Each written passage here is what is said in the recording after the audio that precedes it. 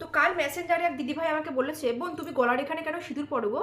তো ভাবলাম এটা নিয়ে ছোট একটা ভিডিও করি। বিষয়টা অনেকে জানে, অনেকে আবার জানে না। তো সবার জন্যই আমি যতটুকু জানি, যেটা আমি শিখেছি সেটাই তোমাদের সাথে চলো শেয়ার করছি।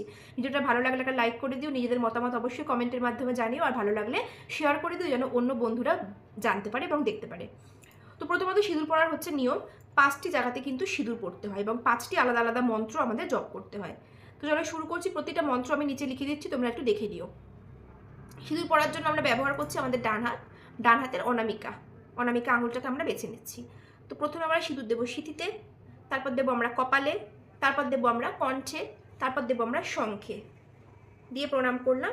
এইবারে যে আঙুলে লেগে রয়েছে অবশিষ্ট যে সিঁদুরটুকু, সেটা আমরা যেখানে সেখানে নয়, সেটা আমরা যেই বস্ত্রটা যে পরে আছি, যে পোশাকটা যে পরে আছি সেখানে আমরা লাগাবো। তো প্রতিটা স্টেপে, প্রতিটা জায়গায় সিঁদুর দেওয়ার সময় প্রতিটা আলাদা আলাদা মন্ত্র আমি নিচে লিখে দিলাম। এগুলো জপ করে কিন্তু এই সিঁদুরগুলো এভাবে ধারণ করতে হয়।